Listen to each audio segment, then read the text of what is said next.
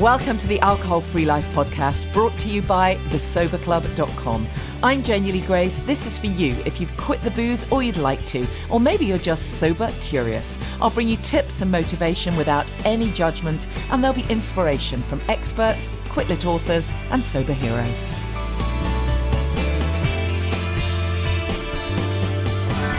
Hi and welcome to the podcast. How you doing? Janey Lee Grace here, and I hope you had a chance to listen to Jason Vales' podcast. You might have seen my posts on social media. I've known Jason for so many years, and as you probably know, he was a guest on this podcast on Alcohol Free Life. But this week I'm his guest, so it was really nice to be on the other side of the mic and chat with Jason. And we do cover all kinds of topics, as you can imagine, from kind of natural health and well-being, and obviously touching on how I first came across Jason's work with juicing, and I went on various juicing retreats, which really did transform my health and well-being. Actually, it really did. And then obviously we talk about sobriety, and Jason, as most of you know, wrote "Kick the Drink Easily" so many years ago. But being alcohol free is not his main thing. It's not the thing he talks about the whole time. But clearly it is the thing I talk about all the time. So we had a really good chat about just the benefits, really, of living, choosing to live holistically, choosing to focus on the whole rather than the pill for every ill kind of mentality. And it was a really fun podcast. So I hope you get a chance to listen to that. Just wherever you get your podcast, just type Jason Vale podcast, and that will come up. What else have I got to tell you about? Oh, thank you so much for those of you who've let me know that you've voted for me in the British Podcast Awards. I think there's still time, so of course I'm going to carry on begging you. It's just a listener's choice, and it would just be amazing to have a presence there.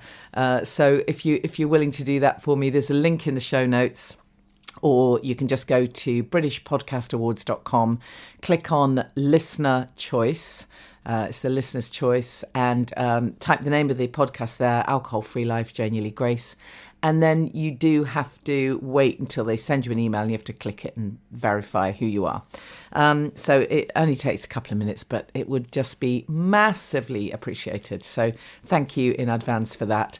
I feel like I'm kind of asking for votes the whole time at the moment, because also my Platinum Awards are running. Most of you know I wear my holistic living hat as well as doing the sobriety stuff, and often promote and talk about natural skincare and beauty, and cleaning without chemicals and everything, really. I find it so difficult to focus on just one thing, because I do think the holistic picture is so important. And the Platinum Awards have been running for, goodness, 5-6 years now, and we have some great celeb judges: Joe Wood, Cary Grant, Glenys Barber, Dr. Marilyn Glenville are all on board. And we have so many different categories. It's amazing. So we're also asking for your votes for your favourite natural product. It doesn't matter if they haven't entered. Obviously, hopefully lots of your favourite brands have. But really, it's just a case of nominating your faves. And everyone who gives us a nomination will be entered into a draw to win a whole great big bunch of organic goodies. So have a look at imperfectlynatural.com. I'll put the link in the show notes again. And of course, we have a category for alcohol-free drinks. Like, why would we not? And one of the brands who are part of the awards this year are Sea Arch. You've heard me talk about Sea Arch a lot. They just are such a fantastic artisan brand, and they were one of the first, I think, alcohol-free spirit alternatives that I ever tried. And wow, what an opener. They really are. It really is an amazing drink. So anyways, I thought it'd be nice to have a little chat with Sarah from Sea Arch, to catch up with Sea Arch, and see what's going on with them, what's new with that lovely brand. And also in the show, going to be chatting to Paul Churchill. If you're listening in the States, I'm guessing you will have heard of Paul. He's the founder of Recovery Elevator. It's a community that helps people with alcoholism, and helps people with sobriety. And Paul's got a really interesting story, because he suffered from alcoholism, as he calls it, for most of his young adult and adult life. And really, really did hit rock bottom, had a failed suicide attempt and lost his job and all kinds of stuff. So it was one of those amazing transformations that Paul had. And now runs the Recovery Elevator. He's given a TED Talk. I've been duped by alcohol. He's written a book, and I thought it'd be a really interesting guy to chat to on the podcast. I've reminded you about the voting for me, so please do that. I would really appreciate it. Oh, our Sober by the Sea events, of course. Still a few spaces. They're really tiny. They're in Southend in Essex.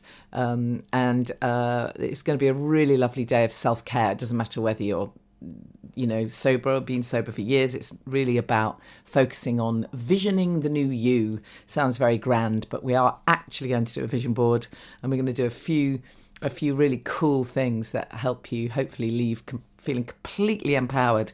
So check out the Sober by the Sea one day or afternoon and early evening kind of events.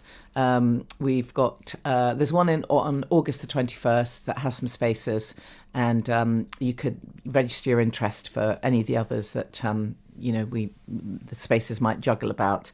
So if you go to thesoberclub.com, and you'll see that banner there for Sober by the Sea, and it would be absolutely amazing to meet some more people who listen to the pod. It'd be brilliant. Let's hear this little chat with Sarah. I'm really thrilled that my guest is Sarah Yates from Sea Arch. How you doing, Sarah? Hi, yeah, really good. Enjoying the sunshine down here in Devon at the moment. Lucky you in sunny Devon. I shall show my bottle straight away. I've got one of the little ones, look. So cute. And look at my gorgeous glass. Anyone who's not watching this is thinking, I have no idea what she's talking about, but I am holding up a beautiful glass, which is just the most perfect drink. So thank you. Tell us a little bit about how it all came about. Oh, you've got an even nicer glass. That's a proper gin balloon kind of glass, isn't it? Lovely. Yeah, for anyone who's not aware of Sea Arch, I've spoken about you guys a lot because it really is a brand that I absolutely love. But there'll be obviously people new to you. So tell us a bit about how it all came about, because your background and even the Devon coastline is really key to this brand.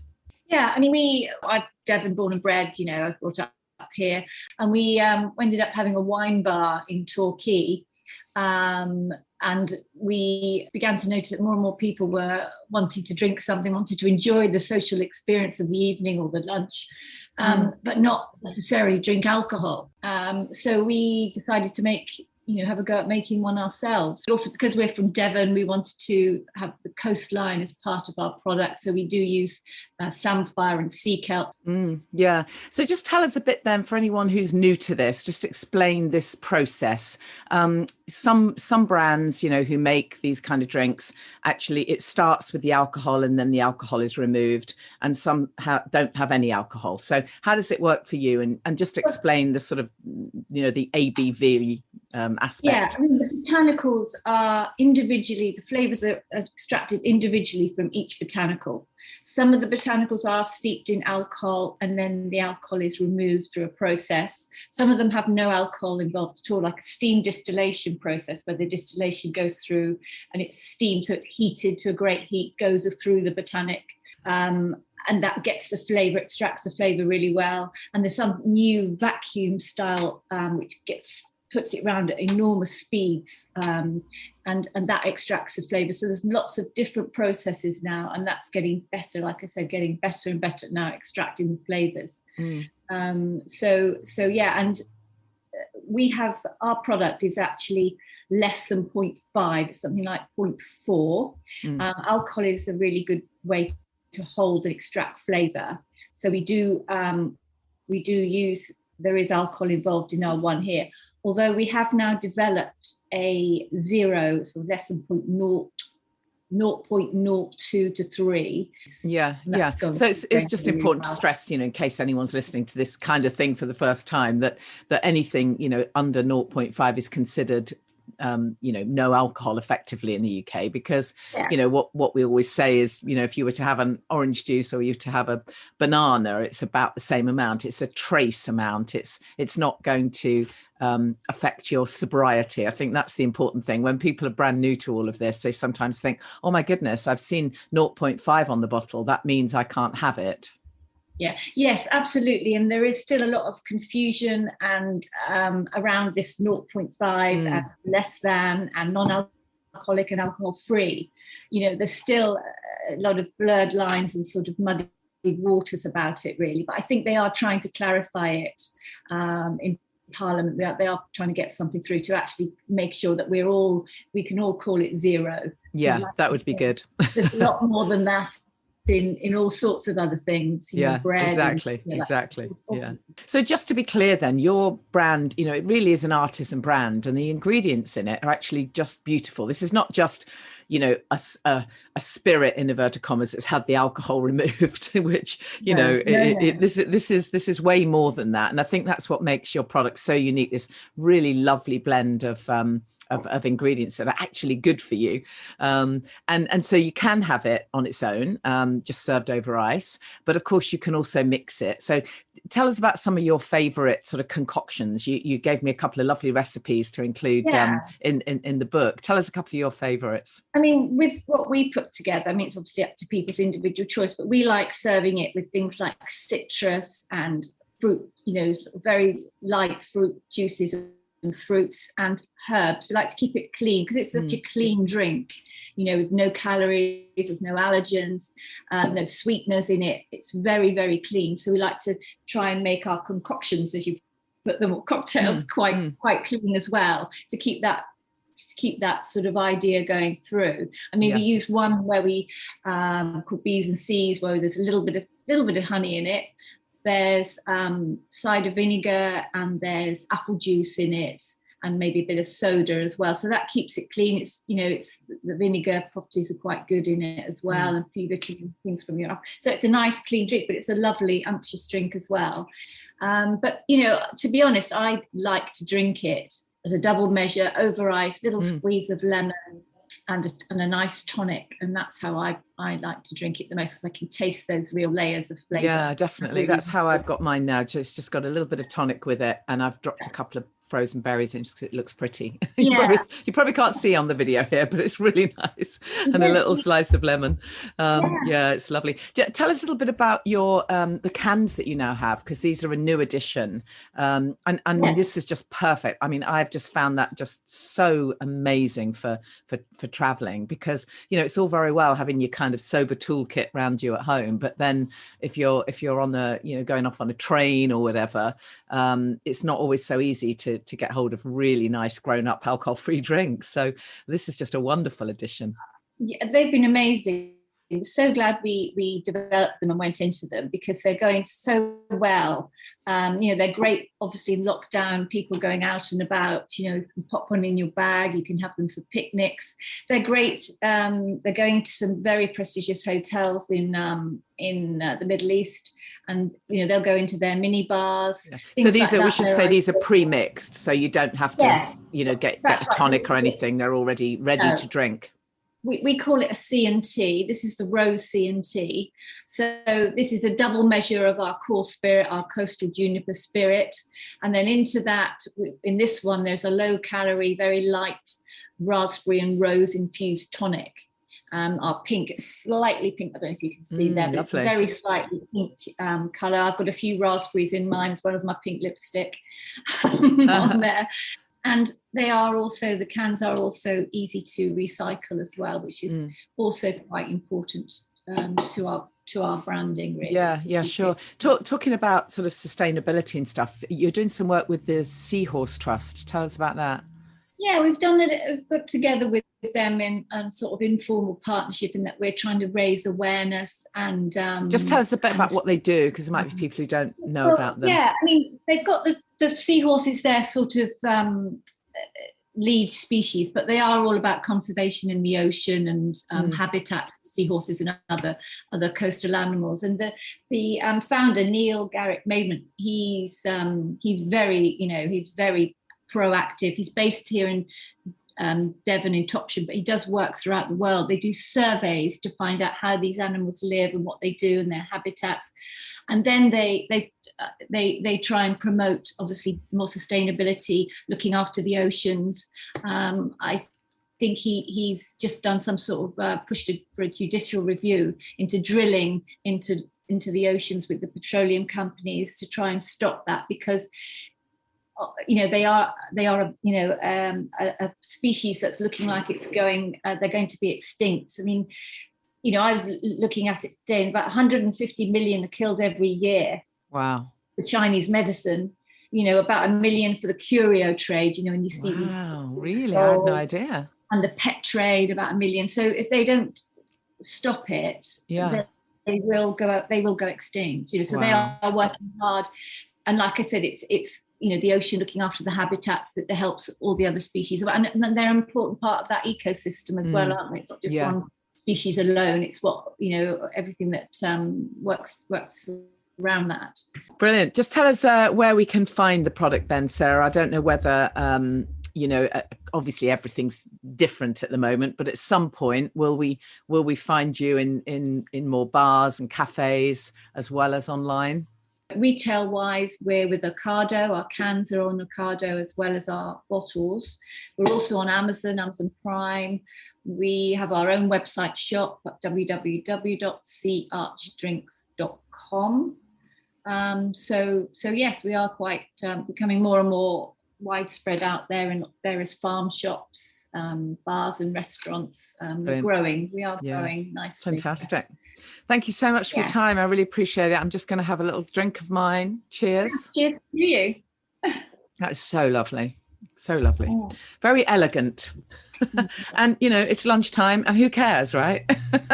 Guilt-free. Thank you, Sarah. I really appreciate it. Thank you. Thank you. Thank you, Sarah. And I really appreciate the fact that Sea Arch did some amazing recipes, by the way, in my book. If you get a copy of Happy, Healthy, Sober, there's obviously a big section on what to drink when you're not drinking. And Sea Arch, Sarah did some lovely recipes for us. So really interesting ways of creating your own alcohol-free cocktails and just lovely, lovely summery drinks. So make sure you have a look at that if you haven't already. As promised, let's have listen to this interview with Paul Churchill. I'm really pleased that my guest is Paul Churchill, who, there's a lot to chat about. Used to live in Spain and had a bar, I understand. And but that was many years ago. And Paul launched the Recovery Elevator podcast in February 2015. It's over 5 years since Paul had his last drink, it says here. The podcast is doing fantastically well on iTunes. Paul is also the author of the best-selling book, Alcohol is Shit, and has delivered 2 TEDx talks. Wow, it's so great to chat to you, Paul. How are you? Hey, Janey, I'm doing well. Thank you so much for having me. How are you doing? Yeah, I'm really good. We were just before we pressed record, we were just talking about TEDx talks, and you've got one up on me because you've done 2, and you were telling me you did them back to back, right?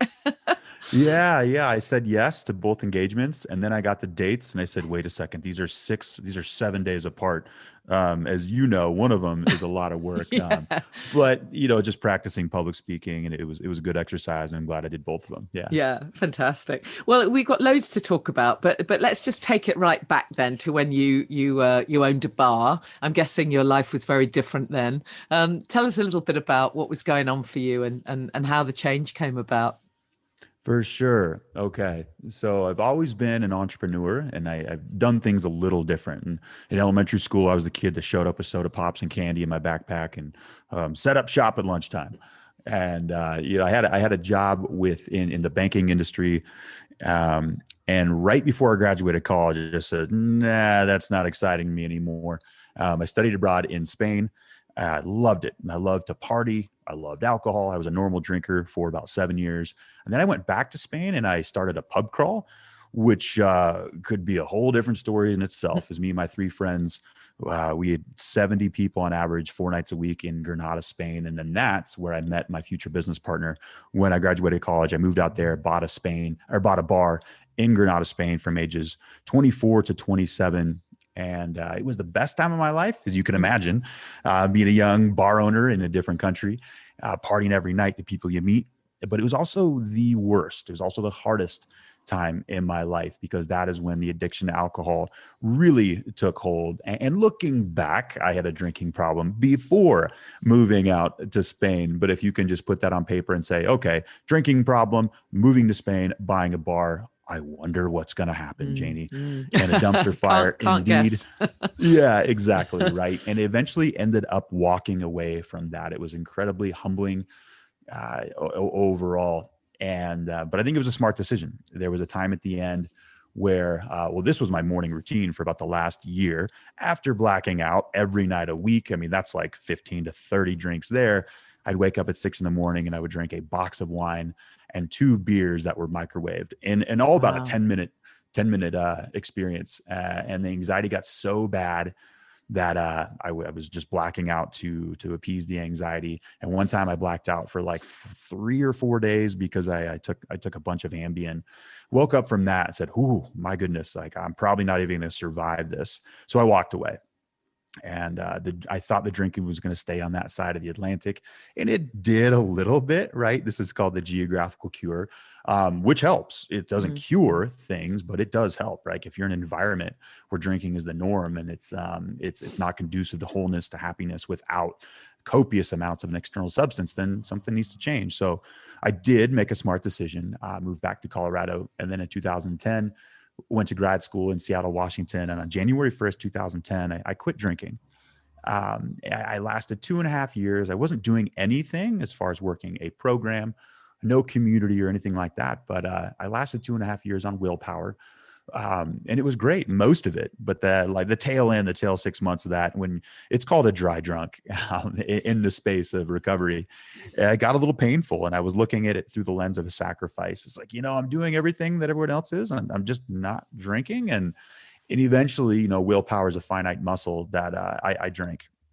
And there was 2 years of, oh shit, this is intense. In summer of 2014, Janey got especially intense. I had a DUI while driving to work that year, failed suicide attempt. It was just like, oh, thank you. Here's my rock bottom. And then 5 days later was another rock bottom, whether emotional, physical, all that stuff.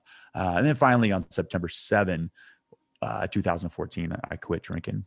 Wow. So, it's interesting, isn't it? And I think it's really fascinating. You say that you can't do this on willpower. As you say, it's not a muscle that's very strong, and it's something that I talk about all the time. Is the importance of pitching this as a positive, of seeing the positive in this, because ultimately, as we know now, you're not giving anything up, right? You're only gaining. But while your mindset, that's why I think these. When you just do a month or you do a dry January or dry July, if the whole time you're white knuckling it through thinking, oh my God, when can I get back to drinking again? It's never going to work, is it? It won't work in the long run. You are correct. Right. And what it is, it's where you place your energy is what you get back. And if you're focusing on, oh, I can't do this, I just can't wait till this 30-day challenge is up. That's okay. You're proving to yourself that you can go 30 days, even though it could be extremely painful. And a lot of us, we do these challenges to internally convince ourselves, hey, I just went 30 days, world, check it out. There's no way I've got a drinking problem. We're really just covering something up that needs more addressing. And we just, put a Band-Aid on it for 30 days. Yeah. And what did you uncover then when you did quit? What did doing the work involve for you? Was there a lot of stuff you had to really look at and bring out into the open, as it were? Yeah, Janey, that's a great question. And I've changed my tune on this on the podcast. Before, I used to think that alcoholism is genetic, it runs in your family, and there really wasn't much I could do about it or do to prevent it. It just is what it is. And I've switched my tune on that. I do feel that we reach out to these external substances, and alcohol is one of thousands, to make ourselves feel better internally for traumas in childhood or just living life in the 21st century can be very challenging for so many. And without the alcohol, I've heard this quote, if you want to find out why you drink so much, well, quit drinking, you're going to find out real quick. It's these improper or incorrect narratives that I was creating in my life, loneliness, rejection, things like that, all from childhood. And I don't want to beat myself up. I found alcohol, and we hear the word self-medicating, and that's exactly what it is. In fact, I think we'd have a major problem on our hands if we could wave a magic wand and just remove all drugs and alcohol or whatnot across the globe. I mean, we'd have a major threat to personal safety across the planet. A lot of these people are self-medicating with this, and that's okay. I found a way to survive, to get through. Until that way, alcohol kind of backfired on me and created so much anxiety that I really couldn't live with myself. And I had a suicide attempt in 2014, and it was intolerable, and I couldn't go on living that way.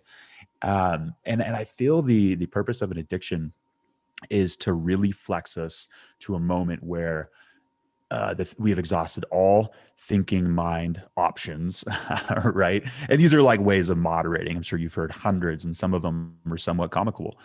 We have to exhaust those before we fully, you hear the word surrender and accept, but it's like there's a gap in the thinking that we don't have until we finally say, okay, I give up. None of my ideas are working. Insert gap, which is space in the mind, which I've never felt before.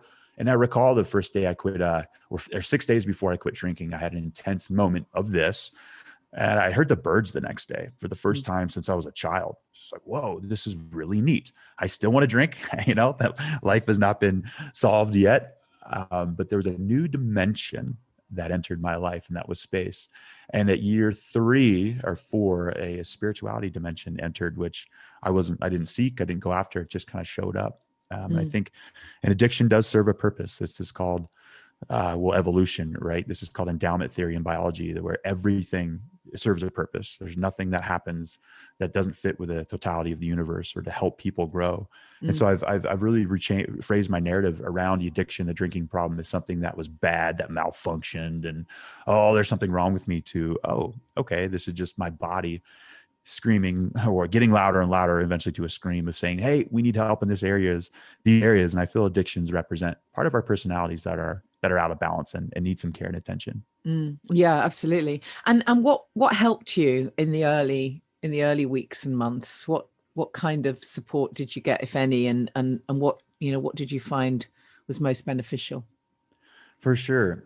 And the rubber didn't hit the road until I started to burn the ships. That's kind of how we phrase it, and I like to call it.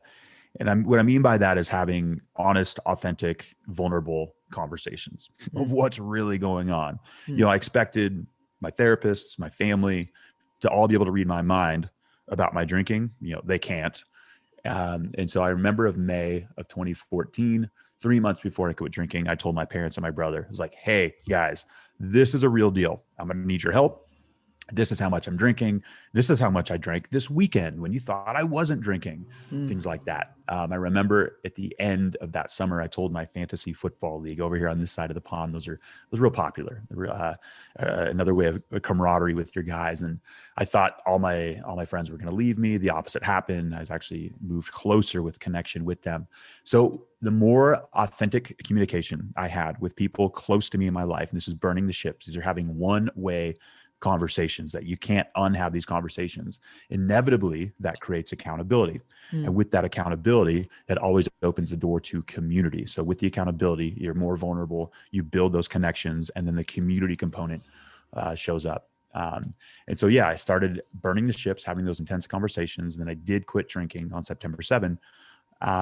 And then you got to do a bunch of shit you don't want to do. Yeah. whether that's, hey, I'm going to go to sleep at a different hour. I'm going to start eating better food. Maybe I'm going to go to 12-step meetings. Maybe I'm going to do what I don't want to do, but I know my thinking has created a lot of this mess. So I'm going to do what other people say. And so I did go to AA, joined other groups. I just said yes to a whole lot of stuff that I did not want to do. But the most important part was I had those conversations. The people were up to speed on what was going out, and then they reached out to me. I reached out to them, and there's a lot of science behind this, or just a lot of movement behind community. And I just read a book on. I'm reading I forget the name, but it's about healing with the native cultures and Native Americans in America, and it was all community based. In fact, if one person was out of balance, they used the whole community would come to help that one person. Wow. In fact, the whole community has to shoulder the cost because they do that anyways. If somebody's sick in our community across the globe, we all have to take on the brunt of that energy, right? If Yeah. there's a community of people that are hurting in our world, we all feel it. And these native cultures understood that we're all connected, the interdependence of the universe, and how we're all connected. And if somebody's struggling, if somebody has depression, that's not something we can just let go and not touch it, because it affects everybody. Yeah, absolutely. How did your what improved for you, and how quickly? You mentioned that your anxiety levels, you'd even had suicide attempts. This is rock bottom stuff, right? So it doesn't mend, in inverted commas, overnight, does it? But I wonder, when can you remember when you started to get a sense of, oh wow, actually I'm feeling more balanced? For sure. And I can easily break this down into 3 time frames. So the destruction, the degradation of the body, the mind, the soul, and the spirit happens in this order, I feel. So spiritually, mentally, and physically. And then the healing component happens in reverse order. So you heal physically, mentally, and spiritually. And the first year was physically. When you remove a toxin such as alcohol, and alcohol is the most dangerous drug in the world. That's not opinion, that's a fact. There's plenty of numbers out there to back that up.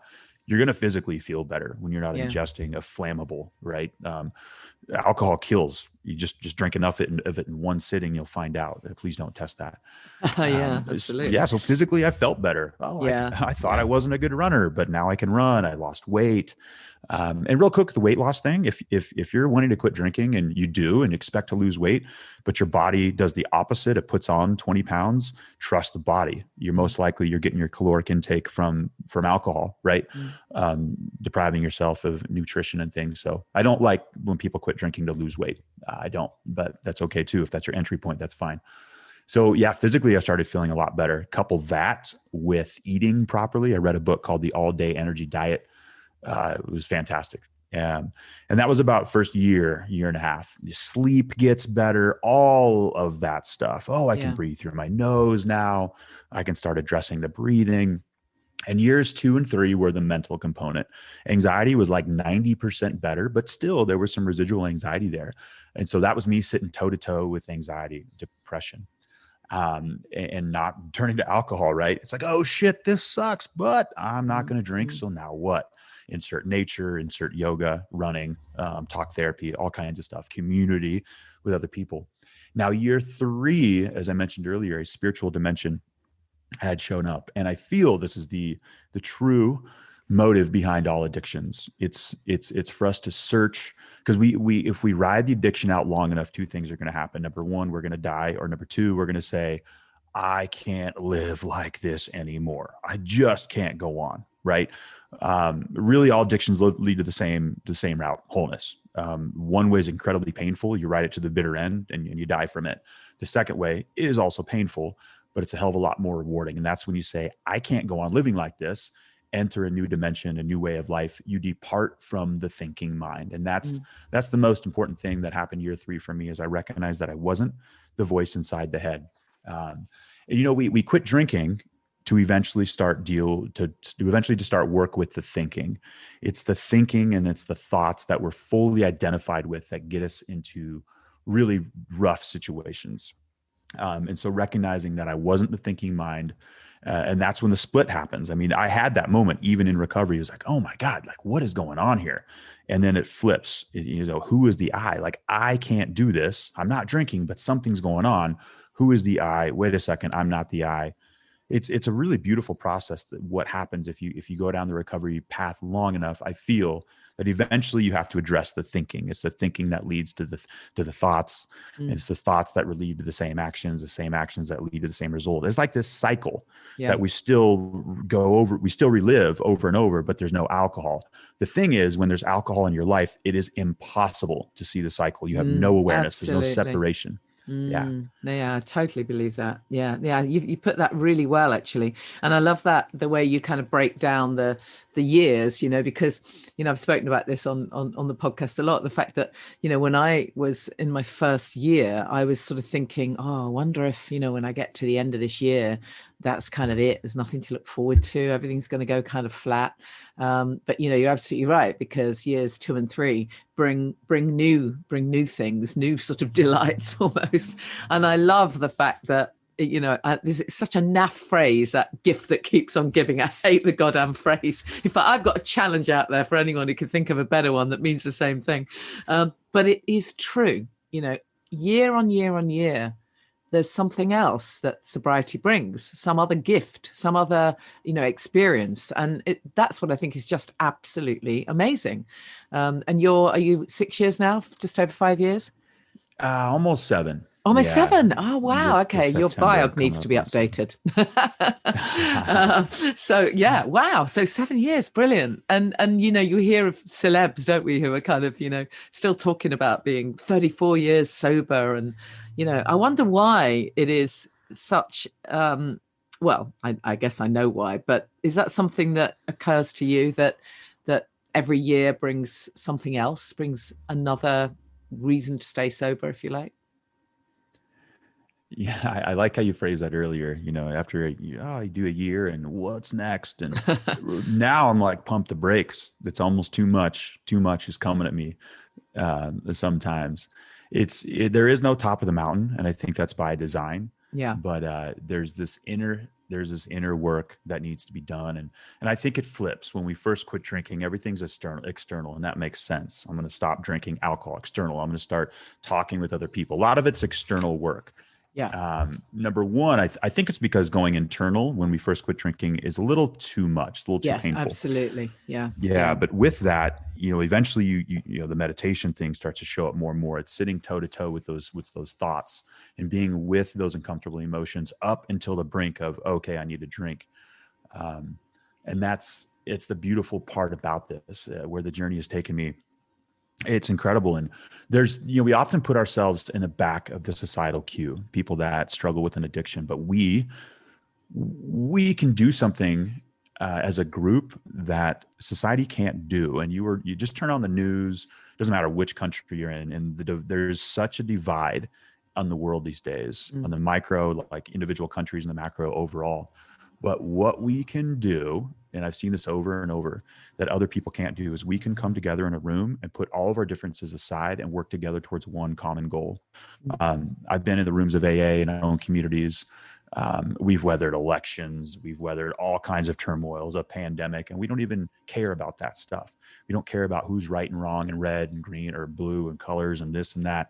We have one goal, and that's living life without an external substance called alcohol. And so with that process, we learn vital skill sets that people who don't struggle with alcohol, they don't learn those skill sets of how to work with other people, to put aside differences. The egoic structures are too strong, right?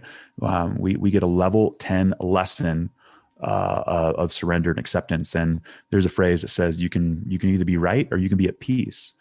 And that's what you're butting up against time and time and time again with an addiction. Yeah. Because internally it's just like there's a resentment. There's somebody that pisses you off, the wife, kid, whatever. And in your mind, you're right. Oh my God, how could they have done this and done that? Oh my God. And you're going to keep drinking over that. And so you can be right. That's okay. You can be right, or you can have peace and you can just let it all go. And I'm not, Zen Master Pablo here in the podcast, right? Like it's a work. It's a conscious choice. And I'm going to say that again. It's a conscious choice. Yeah. I did a little, I don't know what, I forget when I was talking about it, but I'd read one of Susan Jeffers' books many years ago. And in one of her books, she says, don't be right, be kind. I love that. Quit with the being right, just be kind, right? Tell me a bit about your book. Well, I mean, it says it all in the title, really, doesn't it? But tell me some more. Sure. Alcohol is shit. The book debunks a lot of those rumors and myths that alcohol is healthy for us. We've even heard the red wine thing. Oh my God. Yeah. Wine. Exactly. It's the Have a grape. Yeah. It's the polyphenols in the grape skins and the tannins. That's it. Alcohol is flammable, and if you drink too much of it, you're going to die. You're not relaxing. There's part of your faculties in your brain and body that they're slowing down. You drink more of them, they're going to slow down enough that they're going to stop functioning. There's nothing therapeutic about alcohol. Alcohol kills more people every day than every other drug combined. It's just remarkable. Yeah. And I will be clear, the title is a little bit of a bait and switch. where I actually love alcohol. I'm so thankful for the lessons it has taught me.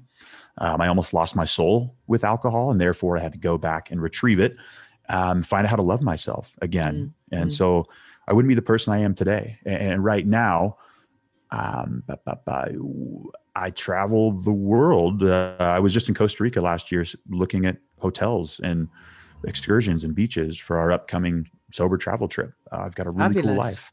Yeah. And I wouldn't be here today without alcohol. So do you take groups of people on, when we can travel on kind of sober trips then? I do. We've done 2 of them. We had to postpone 2 more COVID. We went to Peru in 2018, Thailand and Cambodia. Wow. 2020. We've got India or Costa Rica early 2022, and we're India late 2022. That's the plan. That's part of what we do, and it's remarkable. You get say 30 people who have one common goal in mind. Like I said, it doesn't matter. We have all different ages, male, female, different countries, different backgrounds. And with that one common goal, we put everything else aside. And after 24 hours of these trips, it's like we're on day 7 of a normal trip or day 7 of a normal summer camp. I mean, the relationships, the connections they build so fast, they're so intense. You couple the sightseeing in a foreign place where we haven't quite developed the identities or judgments. All the smells are new, all the sights are new, all the people are new, right? So those images or judgments, they aren't there. So you do that. You couple it with people that have the same goal, and they're magical. They really are. They're a lot of fun. Because, for a lot of people, actually going on holiday can be a real stress, because holidays are so linked to drinking for so many people. And, sort of that the idea of being able to travel and go on holiday without drinking can feel terrifying for some people. So, what a wonderful idea. Tell us a bit about your podcast then, the Recovery Elevator podcast. Sure. Yeah. I started it first episode was February 2015. And I was 2 months away from alcohol. So late October, early November of 2014. And I was going to go to an AA meeting, and I was hiding behind a pine tree because I didn't want anybody to see me. Thank you. The stigma. And the stigma is fake, by the way. It doesn't really exist. It's all internal. And I said the 3 most dangerous words that I feel somebody can say on this journey. I said, I got this. I'm too busy. Pulled out my phone, looked at the time. Oh, I'm too busy. I've been sober for 2 months. I've got this. I'm cured. And I just stopped in my tracks. There was this voice. There was this silence. There was this clear communication that said, Paul, you don't got shit. If you don't go to this meeting and don't do something totally different, like, you're effed. And the idea of a podcast showed up. I love podcasts. It's like, oh, okay, well, let's do this. So I went to that meeting. I met with a friend. Went on like a 4,000-mile road trip in America. We don't do walkabouts. We do drive-abouts over here. And I mapped the whole thing out in my mind. And in February, I launched the podcast. For the first 3 months, I had trouble sleeping. I was like, what in the hell did I just do? At that time, there was like 4 or 5, maybe 6 recovery podcasts. And there's still room. It's not like it's saturated now. There's still room for plenty more. And I hope there's more. But it was scary for sure. And Janey, you know a little bit about this too, of uploading your story, and it's just, you're putting yourself out there. Yeah. And I have had some criticism, but overall it's been incredibly beneficial. But at the start I said, look, there were pros and cons sheets for sure, Janey, and I'm early sobriety. I recognize this could be a tremendous risk, but I said, look, if I create accountability, and if I stay sober and nobody listens, but I stay sober, who gives a shit? That's awesome. Total win. But if a couple people listen along the way, and it helps them, then even better. And here we are. We're at episode like 330 that comes out weekly. Yeah, it's doing all right. I took the last year off. I took the last 52 episodes off, but I just got behind the mic again. And it's really neat of where this is going. Asking for help. That's a big one. Ari, the podcast Recovery Elevator, has been the best teacher I could have ever asked for. It's forced me to get outside my comfort zone in so many different ways. And I can imagine it's the same for you with your podcast. Yeah.